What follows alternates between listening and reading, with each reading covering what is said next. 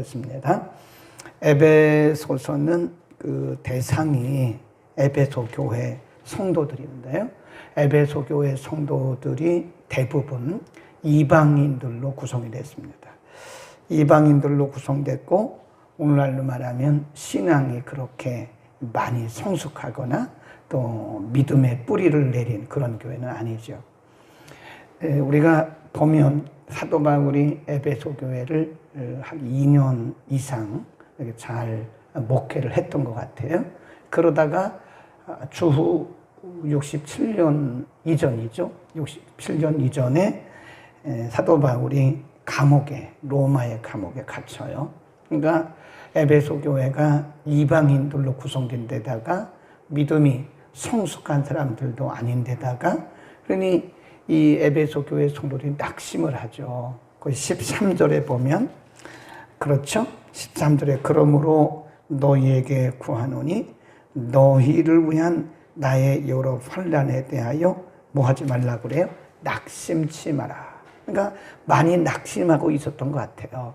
사도 바울이 감옥에 갇히고 믿음도 연약한 데다가 그러니까 이럴 수도 있는가? 사도가 이렇게 될 수도 있는 건가? 기도하는 사람이 이렇게 될 수도 있는가? 믿음으로 사는 사람이 이럴 수도 있는가? 그러니까 이 믿음이 수준이 낮을 때는요, 해석이 잘 안 되는 거예요. 그러니까 믿는데도 이런가? 내가 기도하는데도 이런가? 얼마든지 믿는 자들에게 환난이 오고요. 믿는 자들이 기도함에도 불구하고 우리가 예상하지 못했던 일들이 옵니다. 그러니까 우리가 기도한다고 해서 믿는다고 해서 우리에게 만사형통이다. 그것은 성경적이지 않은 신앙관이에요. 그러니까 사도 바울은 이들에 대해서 지금 에베소 교회 성도들에 대해서 해석을 해주는 거예요. 해석이 굉장히 중요해요. interpretation. 인생은 해석입니다. 해석.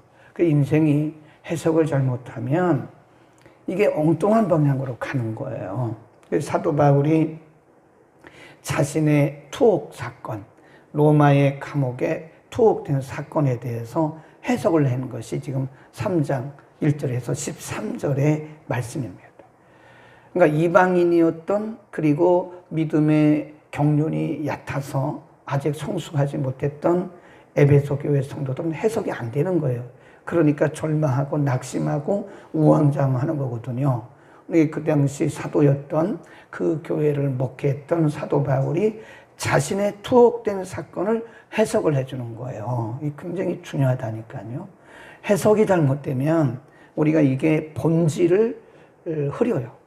해석이 잘못되면 본질로부터 이탈될 가능성이 큰 거다. 이렇게 설명을 합니다. 해석을 해주는 거예요. 1절. 이러함으로 그리스도 예수의 일로 너희 이방을 위하여 갇힌 자 된 나 바울. 그러죠. 자신의 투옥된 사건이 뭐라 그래요? 그게 불행한 사건이 아니라는 거예요. 너희들 때문에, 너희들을 위하여, 이방인을 위하여 내가 지금 투옥된 것이다. 그리고 복음을 전하는 것이다. 2절. 너희를 위하여 내게 주신 그걸 뭐라 그래요? 하나님의 은혜라 그래요. 해석을 잘해야 된다니까요. 자신의 투옥된 사건이 이방인을 위한 사건이라 그러고 이방인을 위한 그리고 자신에게 주신 은혜다 그럽니다. 복음을 전하기 위한 것이죠. 3절. 곧 계시로 내게 비밀을 알게 하신 것은 내가 이미 대강 기록함과 같으니 이것을 읽으면 그리스도의 비밀을 내가 깨달은 것을 너희가 알 수 있으리라. 그러면서 6절에 이렇게 말합니다. 이는 이방인들이 복음으로 말미암아 그리스도 예수 안에서 함께 지체가 되고 후사가 되고 함께 지체가 되고 함께 약속에 참여하는 자가 됨이라. 사도 바울은 철저하게 자기가 사도가 된 이유와 목적이 뭐냐? 바로 이방인들에게 복음을 전하기 위해서다. 그리고 감옥에 갇힌 것도 이방인들에게 복음을 전하기 위해서 복음을 위해서 내가 감옥에 갇힌 거다라고 분명하게 해석을 합니다. 그 다음에 쭉 내려가 보시고 10절로 가면 이는 이제 교회로 말미암아 하늘에서 정사와 권세들에게 하나님의 각종 지혜를 알게 하려 한 것이다. 곧 영원부터 우리 주 그리스도 안에서 예수 안에서 예정하신 뜻대로 하신 것이다. 그러면서 그게 하나님의 뜻이었다. 이렇게 말합니다. 7절로 갑니다. 자신이 감옥에 갇히게 된 복음이 뭐냐? 7절 시작. 이 복음을 위하여 그의 능력이 역사하시는 대로 내게 주신 하나님의 은혜의 선물이라는 거예요. 은혜의 선물을 따라 내가 일꾼이 되었노라. 모든 성도 중에 지극히 작은 자보다 더 작은 나에게 이 은혜를, 지금 계속해서 사도 바울은 은혜란 말을 3번째, 4번째 사용해요. 내가 이방인을 위한 사도가 된 것이 하나님의 은혜다. 은혜다. 은혜다. 8절 다시 보세요. 모든 성도 중에 지극히 작은 자보다 더 작은 나에게 이 은혜를 주신 것은 청량할 수 없는 그리스도의 풍성을 누구에게? 이방인에게 전하게 하시고 그랬어요. 그러니까 지금 사도 바울의 투옥 사건 때문에 낙심하고 절망하고 그리고 믿음이 흔들리고 있던 이방인 성도, 에베소 교회 성도들에게 절대 흔들리지 말아야 해요. 내가 감옥에 갇힌 것 때문에 그거 슬퍼하지 말라는 거예요. 응? 우리에게 오는 해석을 잘해야 됩니다. 우리에게 크고 작은 일들이 일어나잖아요. 그럼 그것을 복음적 관점에서 해석을 해야 돼요. 무슨 관점이에요? 복음적 관점. 그리고 믿음의 관점으로 해석을 해야 돼요. 네, 비록 그것이 사탄의 역사일지라도 사탄의 역사에만 우리가 집중하게 되면 기가 죽어버려요. 사탄의 그 전략 중에 하나가 뭔지 아세요? 기 죽이는 거예요. 기 죽이는 거. 그래서 성도들이 기가 팍 죽어버려요. 그것만 보면. 내가 이렇게 기도하는데 이게 무슨 일이야? 내가 오늘 새벽 예배 가서 나 아무 일도 없게 해달라고 기도했는데 왜 이런 일이 일어났어? 왜 이렇게 말이에요? 기 죽여요. 기가 팍 죽어버리면 벌써 알아요. 아, 저 사람 지금 사단의 전략에 말려들었구나. 기 죽으면 그거 이미 사단의 전략에 말려들어간 거예요. 사단은 우리를 기 죽이려고 하는 거예요. 네. 그럼에도 불구하고 씩씩하게. 그런 일들을 우리가 아무리 믿음이 좋아도 병들 수 있어요. 그리고 아플 수도 있고 우리가 아무리 믿음이 좋아하고 그 기도를 많이 하고 성경을 많이 읽어도 실수할 수 있어요. 실패할 수 있어요. 위기가 올 수 있어요. 중요한 것은 그런 크고 작은 문제들이 우리에 왔을 때 어떤 관점으로 바라보고 해석을 하느냐가 우리의 믿음의 본질을 끌어내는 거예요. 그러니까 의외로 많은 성도들이 관점이 약해요. 관점. 지금 사도 바울은 언제 죽을 줄 몰라요. AD 67년에 사도 바울이 로마 감옥에서 순교했거든요. 거기서 그냥 죽었어요. 로마의 감옥에 갇혔다가 거기서 그냥 병들어서 순교했어요. 그러면 사도 바울이 실패자인가요? 아니잖아요. 그가 말하기를 뭐라 그러죠? 내게 주신 하나님의 은혜를 따라 내가 이방인에게 복음을 전하기 위하여 사도가 되었다. 분명하잖아요. 자기 정체성이 분명하잖아요. 그리고 자기가 감옥에 갇힌 그 사건에 대한 그 팩트에 대한 인터프리테이션, 그 해석이 분명하잖아요. 강조하는 겁니다. 다시 한번 보겠습니다. 그래서 7절에 이렇게 말해요. 에베소서 3장 7절에 이 복음을 위하여, 그러잖아요. 분명하죠. 내가 왜 감옥에 갇혔나? 복음을 위해서 그런 거다. 그 다음에 내게 주신 하나님의 은혜의 선물을 따라 내가 일꾼이 되었다. 모든 성도 중에 지극히 작은 자보다 더 작은 나에게 이 은혜를 주신 것은 청량할 수 없는 그리스도의 풍성을 누구에게? 이방인에게 전하게. 분명하잖아요. 그러니까 내가 감옥에 갇혀서 내가 왜 괜히 이런 일을 하다가 감옥에 갇혀가지고 내가 이렇게 참 불행하게 여기 그렇게 생각해 본 적이 없어요. 감옥에 갇힌 그 자체가 하나님의 은혜라고 믿는 거예요.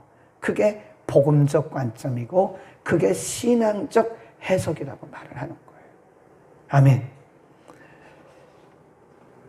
어제도 제가 말씀드렸잖아요. 많은 성도들이 이런 관점이, 이런 해석이 잘못되니까요. 조금만 무슨 일이 있으면 내가 무슨 죄를 져서 그러냐고 막 이러는 거예요. 아이, 죄 져서 그럴 수도 있지만 모든 일들이 다 죄 때문에 오는 게 아니라니까요. 하나님과의 관계를 그렇게 너무 얕은 관계로 하면 자유가 없어요. 그러니까 마귀가 와서 우리를 기를 팍팍 죽이는 거예요. 너 죄 져서 그런 거야. 네. 너 같은 게 무슨 구원받았어? 이러는 거예요. 그러니까 뭐 신앙이 여지없이 흔들려고 하는 거예요. 굉장히 믿음이 좋은 것 같은데 나중에 보니까 이게 믿음이 막 여지없이 흔들려요. 그 왜 그럴까? 이게 복음의 관점, 이 관점의 해석에 대한 문제예요. 이렇게 말합니다. 12절. 시작. 우리가 그 안에서 그를 믿음으로 말미암아 담대함과 하나님께 어떻게 나가요? 당당히 나간다고 그러죠. 히브리서에도 그런 말씀이 있거든요. 우리가 당당히 하나님 앞에, 우리는 당당한 하나님의 자녀들이에요. 기죽지 말라고요. 응? 아, 그 실수 한 번 했다고 실수할 수도 있는 거지. 실수했다고 그렇게 기가 팍 죽어가고 있고, 또 문제가 생겼다고 내가 왜 이런지 모르겠다고, 내가 뭘 잘못했는지 모르겠다고 그러면서 기가 팍 죽어 있으면 안 돼. 그럼에도 불구하고 용감하게, 씩씩하게, 당당히. 뭐 때문에? 은혜예요, 은혜. 하나님의 은혜 때문에. 우리의 어떤 삶의 모습이나 우리의 공로가 아닌 그리스도 안에서 우리에게 주신 은혜로 당당하게 나가요. 당당하게. 아멘. 담대하고 당당하게 그 앞에 나가는 것이다. 그런 말씀을 하세요. 13절. 그러므로 너희에게 구하노니 너희를 위한 나의 여러 환난에 대하여 뭐 하지 말라 그래요? 낙심치 말라. 이는 너희의 영광이니라. 그러잖아요. 내가 감옥에 갇힌 것 때문에 낙심하지 마십시오. 여러분, 그것은 내게 주신 하나님의 은혜를 따라 여러분에게 복음을 전하기 위한 수단이었습니다. 그러므로 내가 이렇게 감옥에 갇힌 것은 여러분들의 영광입니다. 그래요. 그러니까 사도 바울이요, 자신의 환난과 핍박과 고난에 대해서 뭐라 그런지 아세요? 십자가의 흔적이라고 해요.